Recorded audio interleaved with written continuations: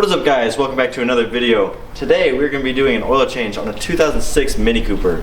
And then before you go to lift the vehicle to drain your oil, you're going to want to put something in the rear or both rear tires just to support it when you lift up the front. And then we're going to walk up here to take our jack, and there's going to be a pinch weld. It's where the two welds meet, and you're going to want to jack it at a designed jack point for either your car or the Mini Cooper. There's a little cutout in the plastic, or there's going to be a block. And on that black block, that's when you can lift it from there.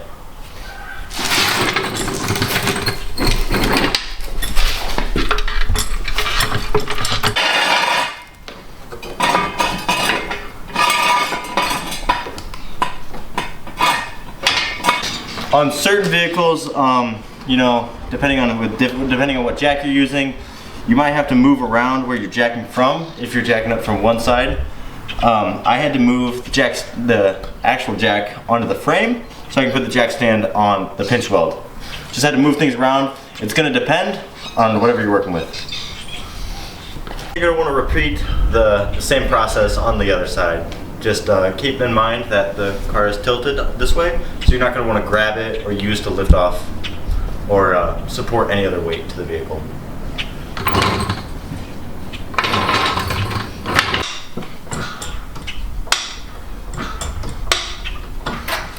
Then once you get the car jacked up, you're going to want to get a 13 millimeter. You're going to grab a 13 millimeter. Make sure you get yourself a pan that will hold the engine amount. Make sure you get the big enough pan, because if your oil starts coming out, you run out of space in the pan. That's oil all over the ground. So we're going to get down here. I'm going to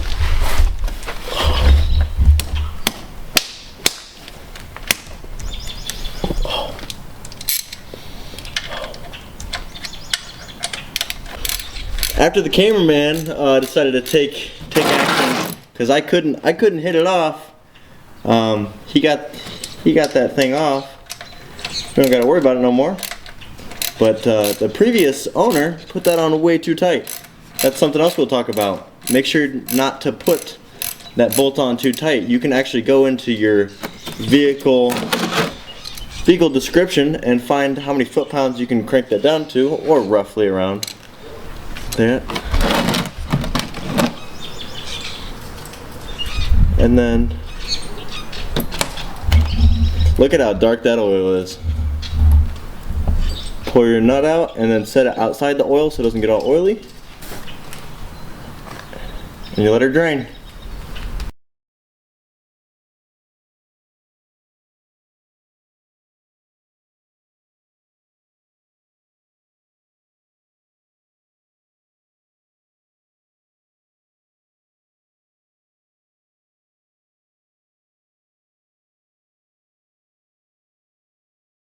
So you're going to take a 36 millimeter socket to get your oil filter housing off, and then once you get that broke loose, it's going to be right here next to the exhaust manifold. So you're going to keep coming off with this. Oh, there'll be a little bit of oil that will come out with it.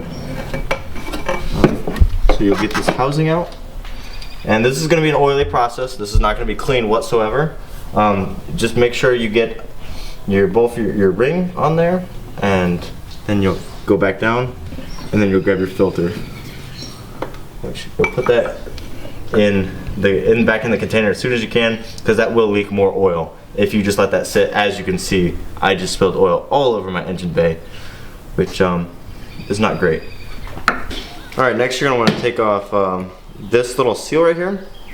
So ideally you're going to want to use a pick, but if you don't have a little pick, you can use a flathead screwdriver. That will work. It just is obviously going to be a little bit more difficult.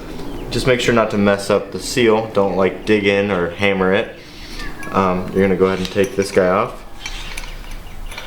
And once you have your old O-ring and your filter off, you're going to take your new and improved oil filter and O-ring. You're going to go ahead and pop your new filter in. Well, other side. It's going to sit nice in. It's going to sit in there, and if you can't tip this upside down without it falling out, like a blizzard, you don't want it. that's the wrong way. Then you're gonna take your seal, take it over the top, and kind of just work its way to the bottom. And make sure you put it in the same groove that it came out of. Right there. Once again, this is not going to be a clean process. This is going to be very oily, and that is fine. You want this system to be oiled, otherwise you'll run into mechanical failures.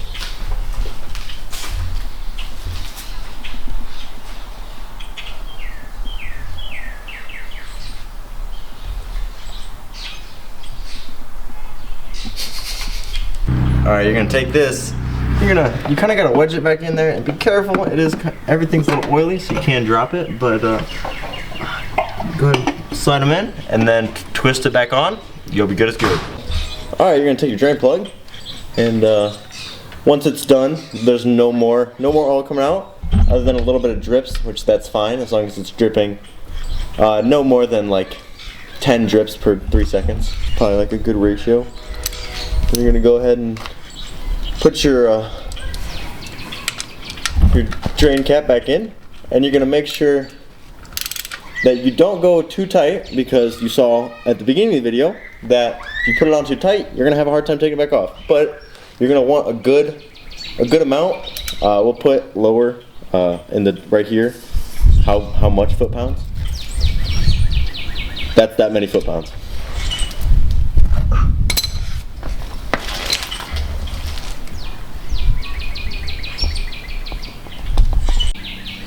Alright, so then you're going to take your oil of choice, and you're probably going to want a funnel, maybe not a funnel this big, and then you're going to slowly but surely pour some 5W30 in here, but you let it fill up.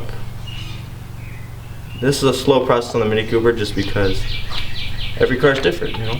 Some cars fill up slower, some cars fill up faster. The Mini Cooper, you kind of got to take your time. The nice thing about a Mini Cooper is it'll actually leak it all, so you don't even have to worry about putting too much oil.